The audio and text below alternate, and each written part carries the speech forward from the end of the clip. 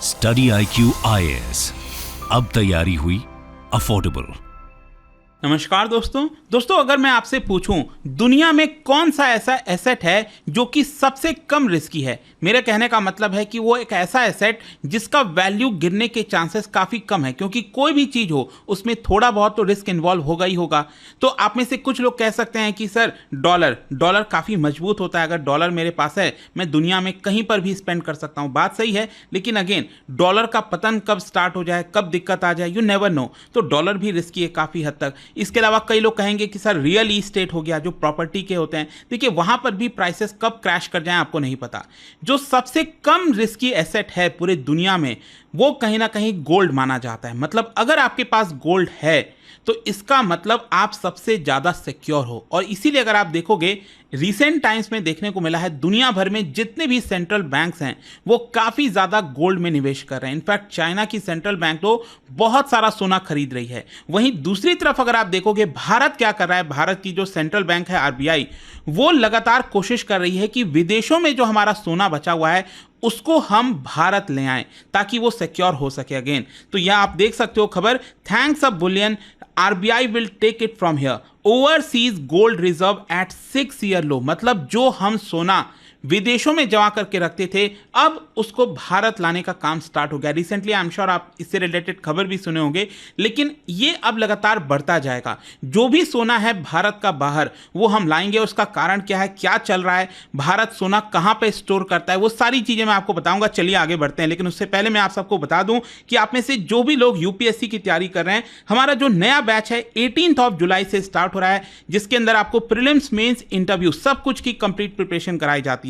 Join करने के लिए हमारे वेबसाइट ऐप पर जाइए या फिर कमेंट सेक्शन में लिंक है और आपको यूज करना है ये कोड अंकित लाइव, ताकि आप मैक्सिमम डिस्काउंट ले सकें। और इसके अलावा अगर आप MCQs अटेम्प्ट करना चाहते हैं तो मेरे इंस्टा पेज पर जाइए, वहां पर स्टोरीज में जितने भी MCQs हैं उसको भी आप अटेम्प्ट कर पाएंगे। तो चलिए शुरुआत करते हैं और सबसे पहले ये देखते हैं कि एग्जैक्टली हुआ क्या है। देखिए रिजर्व बैंक ऑफ इंडिया का जो गोल्ड रिजर्व है जो कि विदेशों में जमा है, उसमें जितना भी हमारे पास एसेट है ना गोल्ड का, रिजर्व बैंक ऑफ इंडिया का, उसका अब सिर्फ 47% ही ऐसा है जो विदेशों के अंदर जमा है। मैं आपको थोड़ा सा चार्ट के माध्यम से दिखाता हूं।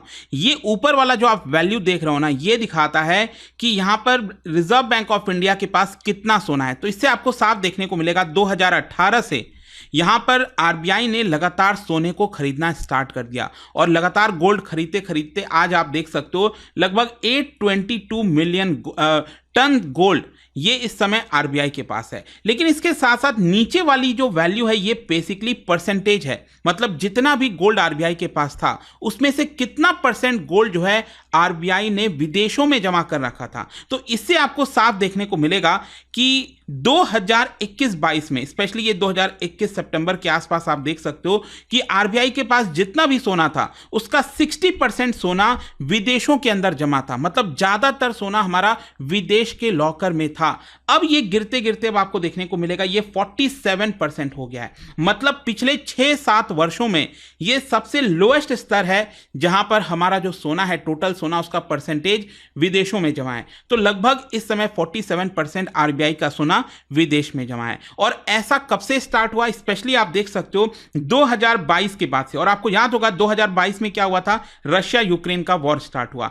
इसकी वजह से दुनिया भर के, मतलब सिर्फ भारत की ही सेंट्रल बैंक नहीं, दुनिया भर की जो सेंट्रल बैंक है वो पैनिक में आ गई। वो देखी कि यहां पर जो USA है वो तो कुछ भी कर सकता है, तो हमें इसके लिए रेडी होना चाहिए। और तब से लेकर अभी तक आप देखोगे तो लगातार हमारा जो परसेंटेज है, मतलब एक तरफ आपको देखने को मिलेगा कि RBI लगातार सोना खरीद रहा है, लेकिन उस सोने को विदेश में ना जमा करके हम उसको भारत में ही जमा रखना चाहते हैं। तो ये आपको यहां पर देखने को मिलेगा। खैर मैं आपको एक और चीज बता दूं, इनफैक्ट आप में से कई लोगों ने न्यूज भी सुनी होगी, लगभग 1.5-2 महीने पहले RBI ने लगभग 100 टन ऑफ गोल्ड ये UK से भारत लेकर आए थे। और यहां पर RBI के जो गवर्नर है शक्तिकांता दास, उन्होंने यहां पर कहा था कि देखिए भारत के अंदर काफी अच्छा खासा स्टोरेज कैपेसिटी हो गया है, पहले शायद हमारे पास नहीं था, इसकी वजह से हम विदेशों में रखते थे। बस यही इसका अर्थ है, ऐसा RBI की तरफ से बोला गया। खैर मैं आपको एक और कॉन्टेक्स्ट देता हूं। पूरे दुनिया की जो सेंट्रल बैंक है अगर आप देखोगे, क्योंकि अभी तो मैंने आपको क्या बताया कि RBI के पास टोटल सोना कितना है, 822 टन। और इसका जो गणित है आप देख सकते हो यहाँ पर, बेसिकली जो फॉरेन एक्सचेंज रिजर्व का डेटा दिया जाता है आरबीआई के द्वारा, तो उसमें लेटेस्ट आप देख पाओगे हमारे पास टोटल रिजर्व लगभग $650 बिलियन के ऊपर है, जिसमें से $574 बिलियन ये आपका फॉरेन करेंसी में है, डॉलर पाउंड इन सब में है, जिसमें से $55 बिलियन ये सोने में है। तो इसकी वर्थ 822 टन ऑफ गोल्ड की वर्थ लगभग $55 बिलियन के आसपास है। लेकिन मैं आपको बताता हूं यहां पर 57 सेंट्रल बैंक्स ऐसे हैं जिनकी तरफ से यह बताया गया कि 8-10 साल पहले वो लोग क्या करते थे, जो भी गोल्ड खरीदते थे उसको ज्यादातर लंदन में ही स्टोर करके रख दिया जाता था। मतलब विदेशों के अलग अलग जगहों पर उसको स्टोर करके रख दिया जाता था और उसका इस्तेमाल किया जाता था। लेकिन रिसेंटली ट्रेंड देखने को मिला है कि पूरे दुनिया भर के सेंट्रल बैंक्स अब क्या कर रहे हैं, यहां पर अपने गोल्ड रिजर्व को अपने ही देश लाने की कोशिश कर रहे हैं। इनफैक्ट मैं आपको कुछ आंकड़ा बताता हूं, जो total share of gold reserve held by central banks in their own countries, ये 2020 में सिर्फ 50% था, और अब अगर आप देखोगे दिसंबर 2023 तक ये 68% हो गया। मतलब यहां पर जो भी सेंट्रल बैंक्स हैं वो अपना गोल्ड अपने ही देश में कितना परसेंट रख रहे हैं, पहले ये 50%, अब 68% हो गया है, और धीरे धीरे करके अगले आने वाले कुछ वर्षों में ये 74% हो जाएगा। मतलब कुछ ही ऐसा सोना होगा जो सेंट्रल बैंक का विदेशों में जमा होगा, और यही सेम चीज आपको आरबीआई के साथ देखने को मिलेगी। आरबीआई का भी क्या हुआ था कि डोमेस्टिकली हेल्ड गोल्ड जो है वो आपका 2021 सितंबर में सिर्फ 39% रह गया था। मतलब हमारे देश के अंदर अपना ही सोना बहुत कम था, लेकिन अब इसको बढ़ाकर 53% कर दिया गया। और इनफैक्ट मैं आपको बताऊं तो अभी जो 100 टन ऑफ गोल्ड है जो हमने लंदन से भारत में मंगाया, ये इतना आसान नहीं था, ये बहुत इसमें मुश्किलें आई थी, जो मैं आपसे आगे चर्चा करूंगा। क्योंकि मैं आपको बताता हूं, देखो यहां पर एक पूरा ऑपरेशन कंडक्ट किया गया था ताकि 100 टन ऑफ गोल्ड हम लंदन से भारत ला सकें, और इसके लिए finance ministry, RBI, local authorities की सहयोग की जरूरत थी। यहां पर मैं आपको बता दूं, ट्रांसपोर्टेशन करने के लिए सेंट्रल गवर्नमेंट ने क्या किया, आरबीआई को कस्टम ड्यूटी का वेवर दे दिया, क्योंकि अगर आप विदेश से कोई भी चीज़ भारत ला रहे हो तो आपको कस्टम ड्यूटी पे करनी पड़ती थी, जिससे सेंट्रल बैंक के खाते में पैसे जाते थे। तो उसको सेंट्रल बैंक ने हटा दिया कि हमें नहीं चाहिए। हाँ, उसके ऊपर जो IGST लगता है वो यहां पर दिया गया, जो कि राज्यों में डिस्ट्रीब्यूट होता है। और फिर देखिए यहां पर एक डेडिकेटेड एयरक्राफ्ट जो है वो जो है लाया गया था लंदन से सोना लाने के लिए, भारत लाने के लिए एक डेडिकेटेड एयरक्राफ्ट की जिम्मेदारी दी गई थी, और काफ़ी एक्सटेंसिव जो सिक्योरिटी मेजर्स हैं वो यहाँ पर लेना पड़ा था। इनफैक्ट आप देख भी पाएंगे यहाँ पर बोला गया है आरबीआई के द्वारा कि ये जो सोना हम भारत लेकर आए हैं, इसकी वजह से क्या होगा, जो भी हम एक्सपेंस देते थे बैंक ऑफ इंग्लैंड को कि हमारा सोना आप अपने पास रखिए, वो काफ़ी तक हमारा जो पैसा है वो सेव हो सकेगा। खैर, अब क्वेश्चन यहाँ पर यह है कि आरबीआई जो है वो इतना सारा सोना फॉरेन के बैंकों में, विदेशी बैंकों में क्यों रखती है? आप में से कई लोग सोचेंगे। देखो मैं आपको बताता हूं, जब भारत का फॉरेन एक्सचेंज क्राइसिस आया था 1991 में पीवी नरसिम्हा राव जी की सरकार के दौरान, तो उस समय क्या हुआ था कि हमें IMF से लोन की जरूरत पड़ी थी, पैसे की जरूरत पड़ी थी। फिर इसके अलावा यहां पर आप देख सकते हो कि हमने बैंक ऑफ इंग्लैंड को गोल्ड रिजर्व प्लेज किया था उस समय, बैंक ऑफ इंग्लैंड को भी, और उनसे हमने $405 मिलियन लिया था, और इसके लिए हमें भारत से जो सोना है वो इंग्लैंड, बैंक ऑफ इंग्लैंड भेजना पड़ा था और वहां पर जमा कराना पड़ा था। लेकिन क्या हुआ, 1991 के उसी साल नवंबर के महीने में ही हमने वो सारा पैसा दे दिया था। लेकिन स्टिल हमने क्या किया, जो सोना हमने वहां पर रखा था, हमें लगा कि फिर वापस लाएंगे, फिर ट्रांसपोर्टेशन का खर्चा, तो ये सब ना करके हमने उसको वहीं पर छोड़ दिया। और देखिए इसके भी कई सारे फायदा होते हैं।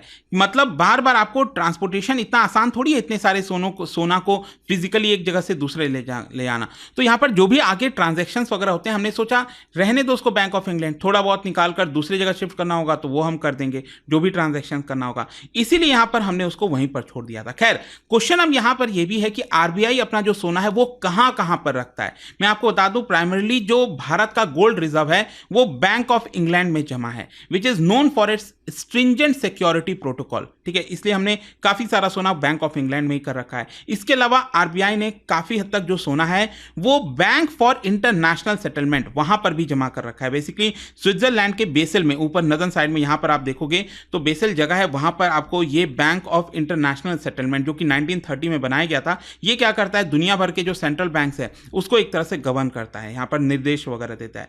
तो वहाँ पर हमने ये जमा कर रखा है। इसके अलावा न्यूयॉर्क में जो फेडरल रिजर्व बैंक है वहाँ पर भी हमने कर रखा है। और जहाँ तक भारत का सवाल है, मैं आपको बता दूं कि मुंबई में जो मिंट रोड है जहाँ पर आरबीआई का ऑफिस है, आरबीआई की बिल्डिंग है, वहाँ पर भी बहुत सारा सोना जमा है। और नागपुर में भी जो सोना है वो हमने जमा करके रखा हुआ है आरबीआई ने, ठीक है। तो ये आपका जगह हो गया। इसके अलावा देखिए जो स्टोरिंग ऑफ गोल्ड रिजर्व है ओवरसीज में, इसके कई सारे खतरे हैं। मतलब अगर भारत या फिर कोई भी देश अगर अपना सोना बाहर जमा करके रखता है कहीं पर भी, तो उसके भी खतरे हैं ना भाई, साफ सी बात है। देखिए आप समझिए, यहाँ पर अगर हम अपना सोना बाहर रख रहे हैं, क्यों रख रहे हैं कि भारत ट्रेड कर सकेगा। अगर हमें सोने की जरूरत पड़ेगी तो भारत से ना भेजकर वहीं पर बैंक ऑफ इंग्लैंड है तो उसके आसपास कहीं पर भी जमा करना है तो वो हम करा सकेंगे। इसके अलावा यहाँ पर जो स्वैप डील वगैरह होती हैं वो कर सकेंगे। तो इसकी वजह से यहाँ पर सोना जो है बाहर रखा जाता है। लेकिन इसके कई सारे खतरे हैं। खतरे ये हैं कि मान लो अचानक से कोई जियोपॉलिटिकल टेंशन हो गया, कोई वॉर छिड़ गई, जैसे कि रशिया यूक्रेन का हाल यही हुआ। रशिया अगर अपना जो भी सोना बाहर के देशों में जमा किया है, यूएस के अंदर या फिर यूरोप के अंदर, उसको वो सोना नहीं मिलना बहुत मुश्किल है। तो इसकी वजह से कहीं ना कहीं हमें लगता है कि फ्यूचर का कुछ नहीं कहा जा सकता, कब यहाँ पर इश्यूज हो जाए, कब प्रॉब्लम हो जाए। तो इससे अच्छा है सोना भारत में ही रखो। फिर इसके अलावा यहाँ पर जो एक एग्जाम्पल मैंने आपको बताया रशिया का, इससे भारत को डर हो गया। साथ ही साथ यूके की इकोनॉमी देखिए अच्छी हालत में नहीं है। यूके की इकोनॉमी देखना होगा, अभी रिसेंटली इलेक्शंस वगैरह हुए हैं, कितना हद तक सुधर पाती है, क्या है। तो भारत को इससे भी चिंता थी कि क्या हमारा जो सोना है, जो गोल्ड रिजर्व है, वो सेफ है कि नहीं है। तो अल्टीमेटली ये डिसाइड किया गया उसको भारत ही लाया जाएगा। तो आई होप दोस्तों अब आप समझ गए होंगे रिगार्डिंग दिस आरबीआई का जो स्टेप लिया गया है कि यहाँ पर गोल्ड को हम भारत ही रखेंगे, उसका कारण क्या है। और जाने से पहले एक इंटरेस्टिंग क्वेश्चन, क्या आप बता सकते हैं which among the following taxes is levied by state government only. कौन सा सिर्फ स्टेट गवर्नमेंट के द्वारा ही लगाया जाता है इनमें से। इसका राइट आंसर आप सबको पता है, मेरे इंस्टाग्राम पर तो मिलेगा ही, वहां पर अगर आप नहीं हो कोई बात नहीं, टेलीग्राम से ले सकते हैं इसका सही उत्तर। मैं कई सारे जो एमसीक्यूज हैं वो यहाँ पर स्टोरीज में डालता रहता हूँ। अगर आपको पीडीएफ चाहिए तो टेलीग्राम पर आइए, अलग अलग सोशल मीडिया पर आप जुड़ पाओगे। और जैसा मैंने आपको बताया 18 जुलाई से हमारा जो नया बैच है वो स्टार्ट हो रहा है, don't miss this. I hope कि वीडियो आपको पसंद आया होगा। मिलता हूं आपसे next time, till then thank you very much, see you. Study IQ IAS, अब तैयारी हुई अफोर्डेबल।